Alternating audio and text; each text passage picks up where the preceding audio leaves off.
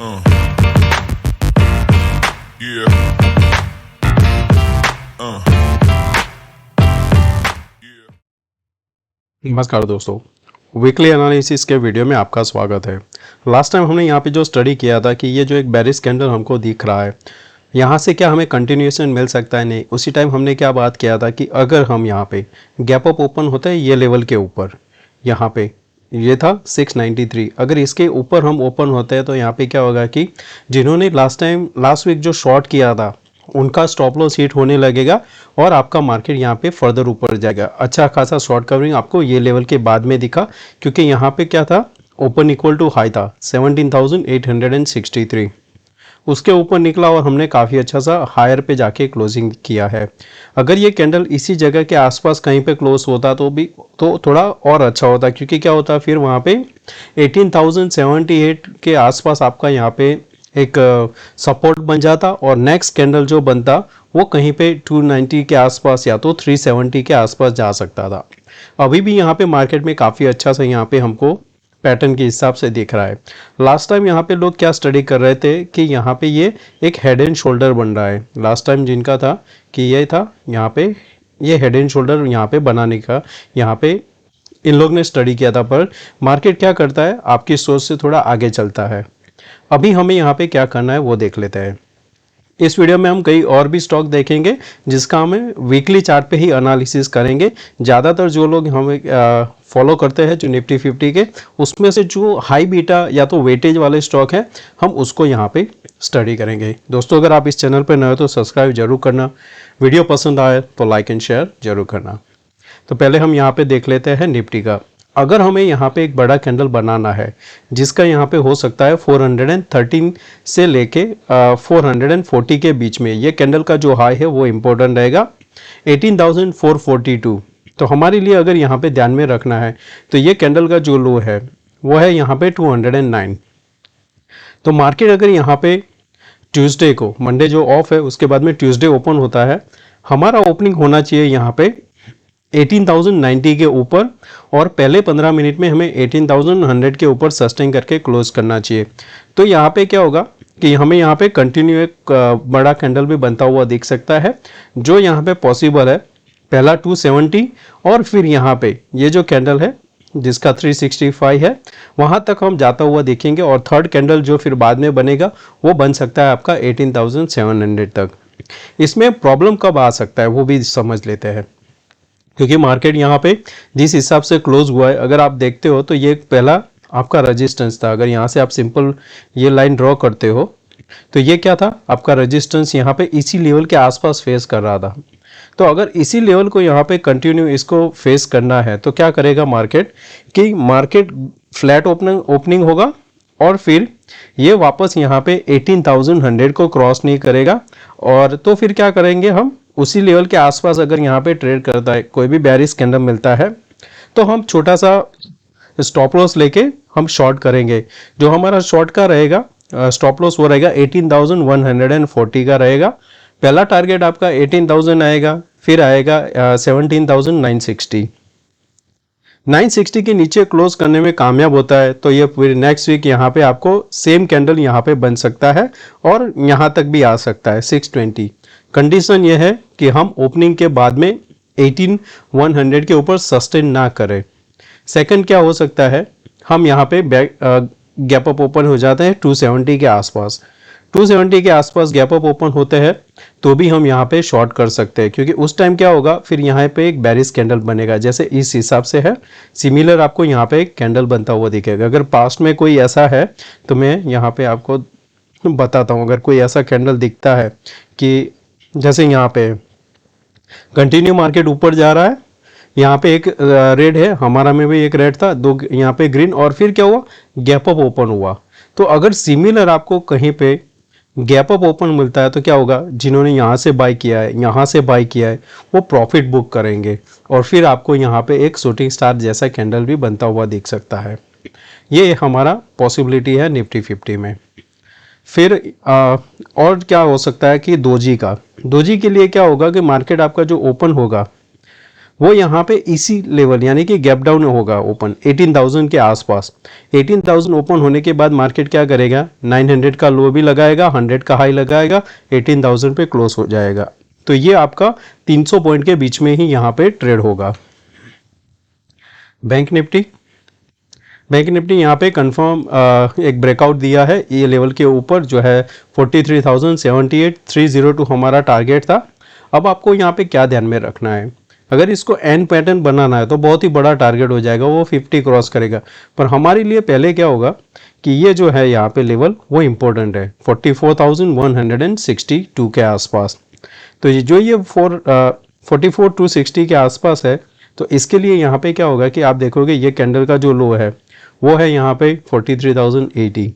तो अब मार्केट अगर यहाँ पे फ्लैट ओपनिंग होता है 43,080 को होल्ड करके यहाँ पे फिर से बाउंस लेता है तो हम वहाँ पे बाय करेंगे। तब आपका यहाँ पे पॉसिबिलिटी है कि नेक्स्ट जो कैंडल होगा वो 44,000 तक जा सकता है। इसमें यहाँ पे शॉर्ट कब बनेगा, जब आप देखोगे तो ये जो कैंडल थे इसके नीचे कहीं पे ओपन होता है तो ही यहाँ पे आप शॉर्ट बनोगे। आपका शॉर्ट अब नेक्स्ट होना चाहिए ओनली 42,960 के नीचे ही होना चाहिए। बाय ऑन डिप रखना है जब तक यहाँ पे 43,078 को होल्ड कर रहा है। ऊपर में आपको बाय में कैसे होगा, वापस जब यहाँ पे 310 को होल्ड करेगा आपको फर्दर 430 से लेके 600 आपको जाता हुआ दिखेगा। नेक्स्ट जो हमारा फिन निफ्टी का जो है इसका मैं क्योंकि मैंने लास्ट जो वीडियो बनाया था उसमें मैं उसको कवर करना भूल गया था, तो मैं इसका एक सेपरेटली वीडियो बना दूंगा डेली 15 मिनट और वीकली चार्ट पे और ऑप्शन चेन एनालिसिस भी। अदानी जो हमने लास्ट डिस्कस किया था कि ये क्या है कि कंसोलिडेशन हो रहा है। पहले यहाँ पे देखेंगे तो बड़ा रेक्टेंगल, उसके बाद में छोटा रेक्टेंगल और उसके नीचे यहाँ पे ट्रेंड लाइन। तो काफ़ी अच्छा सा यहाँ पे एक देखेंगे तो प्राइस एक्शन के हिसाब से हमको एक बाउंस देखने को मिला है। आपको यहाँ पे क्या करना है, ये जो कैंडल का यहाँ पे ओपनिंग है वो है 1966, हमारा क्लोज है 1924। अगर आपको यहाँ पे 1944 एक मिनट में फिर से देख लेता हूँ, 1967 के ऊपर यहाँ पे आपको एक दिन का क्लोजिंग मिल जाता है तो आप लॉन्ग करके जाना। आपका टारगेट यहाँ पे 2132 से लेके 2230 आपका टारगेट होना चाहिए। तो यहाँ पे हम बुलिश रहेंगे। रिजल्ट के बाद अगर कोई भी बैरिश यहाँ पे ख़राब न्यूज़ के कारण शॉर्ट होता है तो हम वापस शॉर्ट कब करेंगे, 1854 के नीचे। रिलायंस का डेली चार्ट में ब्रेकआउट आया हुआ है, पर अभी भी देखेंगे तो वीकली चार्ट हमारा एक इनसाइड बार कैंडल बना हुआ है। तो आपके लिए इंपॉर्टेंट रहेगा 24-25 के ऊपर, इसके ऊपर ही गैप अप ओपन होता है। समझो कि ओपन हुआ हमारा 2430 के आसपास, 6 पॉइंट नीचे आता है, वापस वो 24 को सपोर्ट लेता है तो आप बाय करना है। यहाँ पे आपका टारगेट होगा यहाँ पे 46। उसके बाद में अगर सस्टेन कर गया तो आप 2490 तक भी इसको जाते हुए देखोगे। SBI जो हमारा कैलकुलेशन था इस लेवल पे ब्रेकआउट आया, काफ़ी अच्छा सा यहाँ पे हमें एक डब्ल्यू पैटर्न सा दिख रहा है। अभी हमारा फर्स्ट टारगेट रहेगा 589। यहाँ पे आने के बाद में हमें देखना है क्योंकि जिस हिसाब से कैंडल बना है पॉसिबल है कि यहाँ से हम इस लेवल तक भी जा सकते हैं जो है 603। तो SBI में आप बाय करके रख सकते हो। ICICI बैंक, यहाँ पे इसने रिजल्ट के बाद में एक बेरिश कैंडल बनाया था। अब क्या देखेंगे कि जो इसका ओपन इक्वल टू हाई था 917.30, हमने क्या किया 920 के आसपास गए और क्लोज कहाँ पे किया, जो हमारा प्रीवियस जो हाई था उसके 35 सेंट ऊपर क्लोज किया है। जब तक इसके ऊपर है हम 918 के ऊपर हमारा यहाँ पे बाय व्यू रहेगा। हमारा टारगेट है 955। तो ICICI बैंक में भी आप लॉन्ग करके रख सकते हो। फिर हमारा जो नेक्स्ट स्टॉक आएगा यहाँ पे वो आएगा अशोक लेलैंड। एक minute, Ashok Leyland Asian Paint हमें देखना है।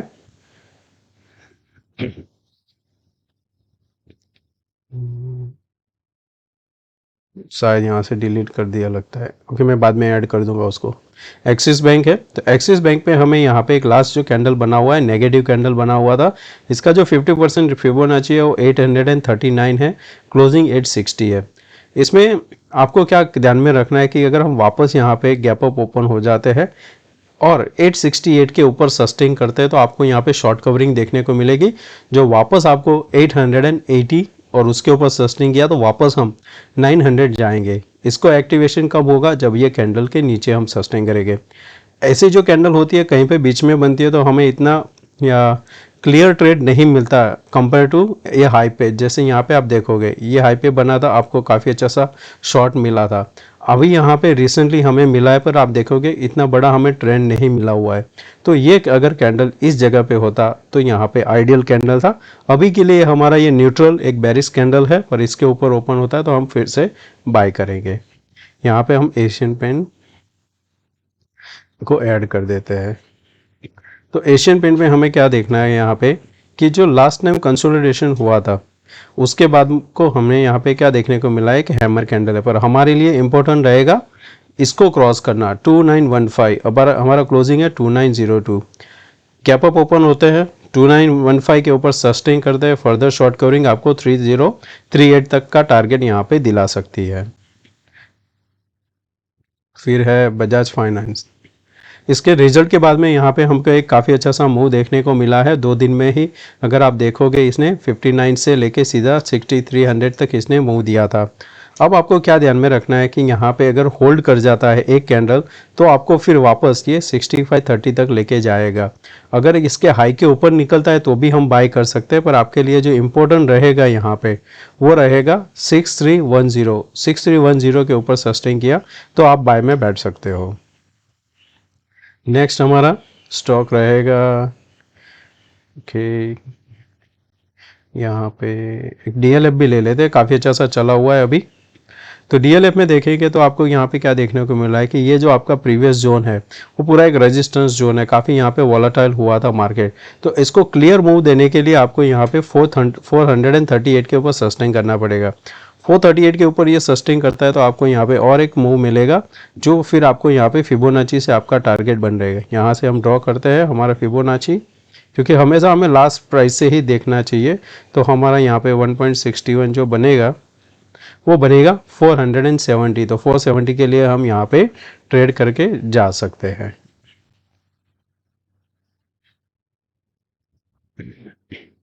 नेक्स्ट रहेगा डॉक्टर रेड्डी।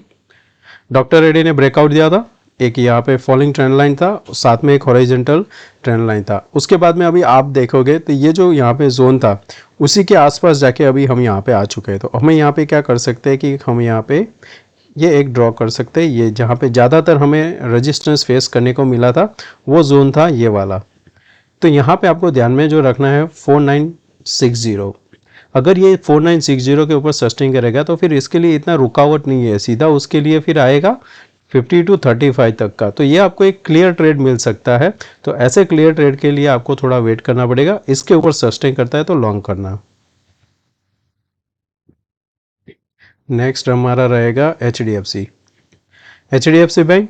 इसमें भी लास्ट वीक को हमने एक बेरिश व्यू देखा था रिजल्ट के बाद में, जब उसका ओपन इक्वल टू हाई बना था 1720। अगर देखेंगे तो लास्ट टाइम भी 7020 7020 7020। अब इसने क्या किया है कि लास्ट 2 टाइम क्या हुआ था कि इस लेवल से कंटिन्यू नीचे गया था, आप देखोगे 2 बार और ये 3 बार।